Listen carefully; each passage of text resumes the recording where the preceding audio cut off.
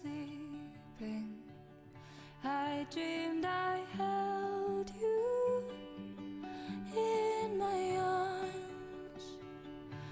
When I awoke, dear, I was mistaken. So I hung my head and I cried.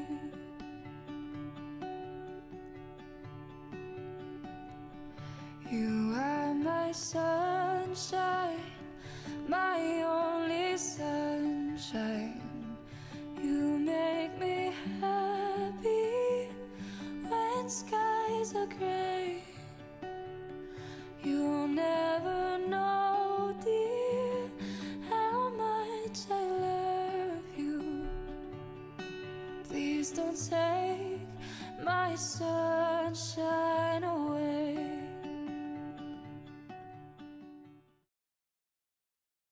Pour que même les rebelles révoltés entrent au ciel. Ça, c'est une... Je vous annonce une chose extraordinaire qu'il faut crier partout. Plus besoin de conversion en cette vie, même sans pénitence, les pécheurs vont au paradis. C'est sûr qu'avec un tel évangile, on ne peut pas avoir d'ennemis, on ne peut avoir que des amis. Continuez donc à pécher, braves gens, c'est le diable qui régale et s'occupe de tout. Non, nous n'avons pas besoin d'un évangile extraordinaire. Celui que nous avons reçu nous suffit. Saint Paul nous a mis en garde contre les nouvelles bonnes nouvelles. Si nous-mêmes, dit-il, si même un ange venu du ciel vous annonce un autre évangile que celui que nous vous avons prêché, qu'il soit maudit. Nous l'avons déjà dit et je le répète, si quelqu'un vous annonce un autre évangile que celui que vous avez reçu, qu'il soit maudit. Sinon, on va être désespéré en voyant des athées partir à la mort brutalement, sans préparation, etc. Voilà la raison qui a motivé l'invention de ce nouvel évangile. Le refus de l'enfer pour les pécheurs, espérant sans doute pouvoir ainsi se l'épargner à soi-même. Puisque nous sommes si bons, si sensibles, si miséricordieux, que nous ne pouvons pas souffrir que les pécheurs aillent en enfer. Comment vous, Seigneur Dieu, pourriez-vous nous y mettre? Pourriez-vous être moins bons que nous? Comme si la perspective de la damnation d'une multitude d'âmes avait été ignorée par Jésus, qu'il a si souvent annoncé, comme par exemple en ces versets. Je cite, « Beaucoup sont appelés, mais peu sont élus. Entrez par la porte étroite, large en effet, spacieux est le chemin qui mène à la perdition, et il en est beaucoup qui s'y engouffrent. Mais étroite est la porte et resserré le chemin qui mène à la vie, et il en est peu qui le trouvent. » La petite Thérèse de l'Enfant Jésus voyait les âmes tomber en enfer comme les flocons de neige en hiver. Ce n'est pas sans raison que Jésus demande de renoncer à tout et à tous pour être capable de le suivre jusqu'au bout, afin d'être sauvé. Et dire Pape François vient de dire à peu près la même chose. Pourtant, je ne crois pas qu'il ait lu mon livre, enfin on ne sait jamais, mais il vient de dire, chers frères et sœurs dans le Christ, personne ne peut jamais vraiment nous séparer de ceux que nous aimons, parce que le lien est un lien existentiel. Seule la manière d'être ensemble avec chacun d'entre nous change, mais rien ni personne ne peut briser ce lien. Alors on lui pose la question, mais alors les apostats, les persécuteurs qui ont renié leur baptême, est-ce que ceux-là sont à la maison? Oui, répond le pape, tous, les blasphémateurs, tout autant qu'ils sont. C'est la communion des saints, etc. Et donc ça donne une espérance formidable, formidable. L'espérance n'est pas formidable, elle est démoniaque. Car si les apostats, les renégats, les persécuteurs de l'Église, les blasphémateurs sont dans la communauté des croyants, aussi bien sur terre qu'au ciel, alors péché est sans conséquence. La liberté n'existe pas, la foi ne sert à rien, la sainteté est l'équivalent de la pire scélératesse, et le devoir d'excommunication donné par Jésus à son Église est une blague. Certes que le pape enseigne cela est d'une grande tristesse, mais pour ne pas s'en scandaliser, il faut se rappeler que le pape n'est pas nécessairement infaillible dès qu'il ouvre la bouche. Croire que tout le monde ira au paradis est contraire à la foi catholique. Le croire et l'enseigner méritent l'enfer. Rispettare tutti. Il Signore è buono e salverà tutti. Questo non dirlo in voce alta. Si, parce que Dieu est si bon, nous allions tous au paradis, croyants et non-croyants, saints et pécheurs, quel salut apporterait l'Évangile?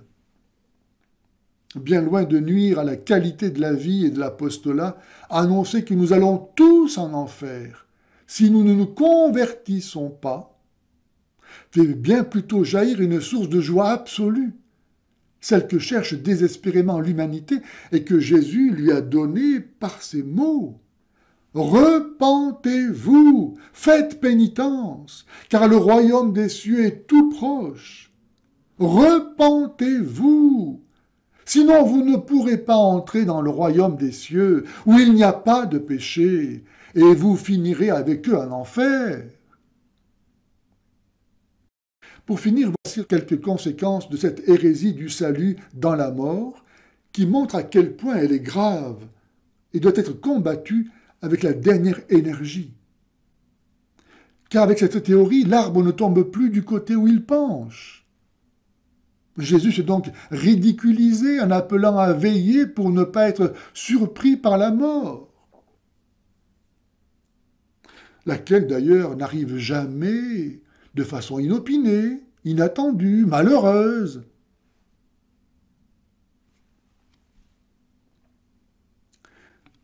Si cette théorie est vraie, alors notre Seigneur est un sadique, ayant envoyé pendant 2000 ans des missionnaires se faire massacrer pour rien, troubler la tranquillité de gens et de nations entières pour rien. Si le salut s'acquiert dans la mort, alors la vie terrestre n'a pas d'intérêt, de sens, de valeur. Si le saint et le pécheur se retrouvent au même point, la justice est bafouée. La liberté humaine, qui ne s'acquiert qu'à travers la répétition d'actes vertueux et méritoires et demande donc du temps, est ruinée. Si le salut se fait dans la mort, alors l'âme fait son choix décisif dans la condition des anges, c'est-à-dire sans la médiation de son corps. Or, elle n'est pas un ange. Nous n'existons pas sans notre corps. L'unité substantielle de l'être humain qui est composée d'une âme et d'un corps est ainsi occultée. Penser que l'homme se réduit à son esprit déconnecté du corps désarme aujourd'hui face aux transhumanistes, notamment. La mort n'est plus dans l'ordre naturel, alors le plus grand mal qui soit, mais devient, par cette théorie, le seul bien véritable finalement, puisqu'il permet de choisir la vie éternelle. Et les meurtres ne sont pas si graves finalement. Qui serait assez fou pour refuser le paradis au moment où il n'a aucun autre bien à désirer, mais l'enfer à éviter? Quelle pourrait être la valeur d'un tel choix? Alors que les vivants doivent payer si cher leur salut, quel sacrifice les défunts peuvent-ils offrir? Jésus n'a-t-il pas dit qu'il fallait préférer se couper la main ou s'arracher les yeux pour éviter le péché? Ça n'a aucun sens. Quelle est la valeur de la foi qui, à travers les ombres de ce monde, discerne la présence de Dieu, le reconnaît en sa parole et l'aime jusqu'au don de soi? Si la mort est le temps idéal pour choisir son éternité, quand ce choix sera-t-il réellement définitif? Ne peut-on pas, là encore, se tromper, regretter et recommencer, et dans cette crainte, attendre indéfiniment? En vérité, on est soit mort, soit vivant. La théorie du salut dans la mort rejette le dogme du jugement particulier, le ramenant au choix que l'âme fait elle-même de sa destinée. Si le salut se joue dans la mort, alors il n'y a pas de nécessité d'évangéliser, ni même de raison que Jésus se soit incarné. L'évangile qui proclame le contraire est donc faux, et l'Église, pendant 2000 ans, a trompé le monde. Comment expliquer que l'Église ait enseigné pendant des siècles, depuis l'origine, que mourir en état de péché mortel conduit en enfer, que son enseignement dogmatique est infaillible? Cette théorie est vraie. Enfin, je rappelle que rejeter un seul dogme, comme ici celui du jugement particulier, ou de la valeur salutaire de l'obéissance à la loi naturelle, ou du purgatoire, ce n'est plus avoir la foi du tout, car la foi est ce mouvement de confiance par lequel on croit ce que Dieu dit, parce que c'est Dieu qui le dit, et que Dieu ne peut ni se tromper, ni nous tromper, en sorte que l'on croit tout ce que Dieu dit. Croire à tout ce qu'il dit, sauf ne serait-ce qu'à un seul dogme, c'est tenir pour vrai ce que Dieu dit, non en raison de ce mouvement de confiance, mais parce que la raison humaine le juge crédible, et donc se place elle-même au-dessus de la raison de Dieu qu'elle juge. Ce n'est plus de la confiance. On comprend que l'hérésie du salut dans la mort ait beaucoup de succès, car elle relativise la nécessité et l'urgence de la conversion. Mais en détruisant le sens véritable de la mort, elle minimise aussi les atteintes au respect de la vie humaine et fait le jeu de la culture de mort. Elle conduit ainsi les âmes en enfer, où le diable les attend. Si les gens savaient qu'ils vont en enfer, ils changeraient de vie maintenant. Maintenant! Maintenant!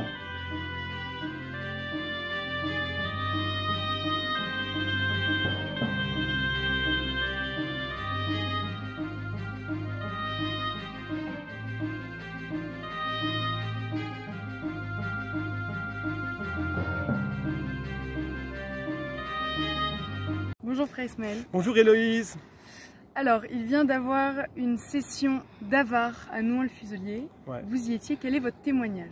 Écoutez, c'était absolument passionnant. Ça a duré à peu près une semaine, absolument passionnant, puisque nous étions juifs et chrétiens, une soixantaine, avec 4 intervenants sélectionnés sur le volet, à savoir Gilles Bernstein, l'ex-grand rabbin de France, qui nous arrivait direct de Jérusalem, c'est quand même pas rien, quoi.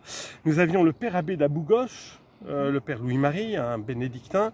Nous avions une sommité théologique de Paris, le père Antoine Guggenheim, et nous avions Édouard qui nous arrivait de l'université d'Aix en Provence, professeur de philosophie hébraïque. C'était absolument passionnant et j'encourage vraiment toutes les formes de dialogue interreligieux. Et je remercie vivement les organisateurs de m'avoir permis de suivre cette session parce que je n'étais pas inscrit. Ici étant, j'ai quand même un point critique à faire. C'est que malheureusement ces sessions ont un côté très idéologique et un peu sectaire sur les bords et totalitaire. À savoir, malheureusement, il y a une espèce de présupposé, il n'y a jamais de confrontation, hein. C'est-à-dire c'est la pensée unique judéo-sioniste, à savoir que déjà dans la salle vous avez le drapeau d'Israël avec au milieu l'emblème de la ville de Jérusalem, et les deux catholiques font de la surenchère judéo-sioniste. Alors j'ai fait déjà quelques vidéos pour m'expliquer, mais moi, je suis universitaire moi aussi, et j'ai fait 7 années d'études d'histoire à la Sorbonne avant de faire ma philo et ma théologie et tout le bazar, et donc j'aime la précision des faits, quoi. Et ce sont aussi des universitaires, mais ce que j'ai regretté, c'est qu'il y a une espèce, il y a un veau d'or. Le veau d'or, c'est la souffrance éternelle, l'unique souffrance des Juifs, et c'est l'unique grille de lecture de toute l'histoire de la théologie. L'unique grille de lecture de l'histoire de la théologie et du christianisme, c'est que nous avons tout faux. Les Juifs sont de pures victimes depuis toujours. Alors je renvoie au triangle de Karpman, parce que le triangle de Karpman nous aide à comprendre. Qu'est-ce qu'il dit Karpman? Il dit qu'on switch de la position de victime à bourreau et sauveur. D'accord? Donc effectivement, d'abord ce qu'il faut tout de suite rectifier sur la question, parce que les rapports judéo-chrétiens, c'est chaud quand même. Jésus a été condamné comme blasphémateur par la synagogue, par le temple de Jérusalem, et nous les chrétiens, nous avons été persécutés à mort jusqu'à Constantin, à mort. Il n'y a qu'à lire les Actes des Apôtres, l'histoire de Shaoul et de Paul, mais ça a duré jusqu'à Constantin. Partout, c'était la synagogue qui organisait les pogroms et les lynchages de chrétiens pour les jeter au cirque, à Rome et partout, quoi. On a été, nous les chrétiens, les plus persécutés à mort. Aucune religion n'a connu autant de persécutions que le christianisme jusqu'à Constantin. Et ce qui est très intéressant, c'est que les chrétiens imitaient Jésus à l'époque. Il n'y a pas un chrétien qui a voulu se défendre l'épée contre l'épée. Parce que Jésus a dit, celui qui sort l'épée périra par l'épée. Les choses, tout a changé avec... ça a commencé à changer avec Constantin, et surtout avec Théodose, lorsque le catholicisme devient religion d'État, c'est le christianisme qui persécute les cultes païens, pas le judaïsme, puisqu'on reconnaît l'entièreté de l'Ancien Testament, donc les chrétiens, et l'Église a toujours eu un infini respect pour le peuple juif, puisqu'il est porteur des Saintes Écritures, c'est ce que tous les pères de l'Église ont dit. Mais le problème, c'est la question du blasphème. Alors, nous avons Antoine Guggenheim qui nous a fait une surenchère hystérique contre notre bon roi Saint-Louis, contre Saint-François et contre Saint-Dominique, les accusant de haine contre les Juifs. C'est une aberration historique totale. Moi, qu'est-ce qui s'est passé exactement? Eh bien, dans le Talmud et dans la Kabbale, il faut savoir que les petits enfants juifs qui sont endoctrinés dans le Talmud et la Kabbale apprennent tous les jours à blasphémer Jésus et la Vierge Marie. Bon. À l'époque, le catholicisme était religion d'État. Il n'y a rien de pire que le blasphème. Pour les juifs aussi, puisque les rabbins pratiquaient la peine de mort sur tout juif qui blasphémait, était puni de peine de mort dans les ghettos et dans toutes les communautés juives du Moyen-Âge. D'accord ? Les rabbins sont intelligents. Ils savaient qu'ils vivaient dans un royaume catholique où on adorait Jésus comme Dieu et où on vénérait la Vierge Marie. Donc la moindre des choses pour respecter leurs propres enfants, pour la sécurité de leurs propres enfants, c'était pas de leur apprendre à blasphémer Jésus et la Vierge Marie.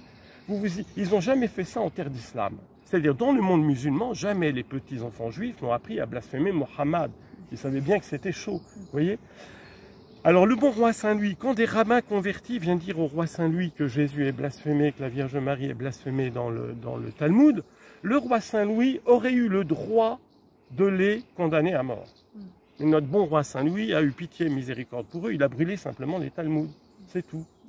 Alors que les Juifs eux-mêmes, à la même époque, lapidaient leurs frères juifs qui étaient accusés, à tort ou à raison, de blasphème.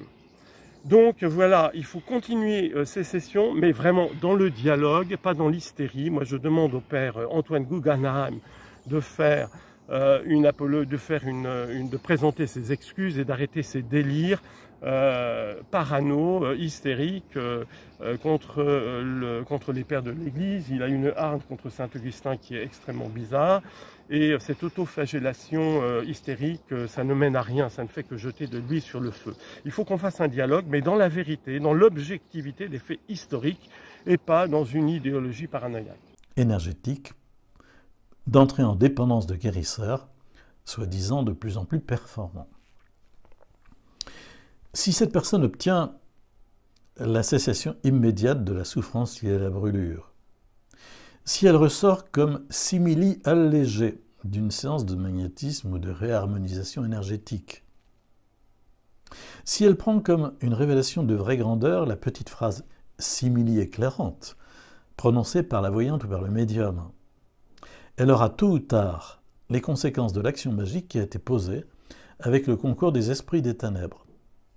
Car le principe de toutes les actions magiques est celui-ci, écoutez bien, un petit bien pour un plus grand mal. Un petit bien pour un plus grand mal. Ou encore, dit différemment, moins de mal pour plus de mal. Moins de mal pour plus de mal. Car la personne ne peut que recevoir du mal du prince du mensonge. Le simili-bien n'est que l'amorce d'un plus grand mal qu'il déclenchera en son temps. En déposant le simili-bien que la personne a demandé, il s'assurera que le passage reste ouvert, de sorte à ce qu'il puisse aller et venir à volonté, le moment venu, pour poursuivre son œuvre. Elle recevra alors des choses qu'elle n'avait pas du tout demandées. C'est à partir de ce moment-là, car à partir de ce moment-là, il y a en elle comme une béance, une porte ouverte, dont lui seul a la clé, car elle la lui a donnée par sa demande. Rappelons-nous, nous ne pouvons recevoir que du mal du prince des ténèbres, du prince du mensonge. Il aime piétiner et tout saccager.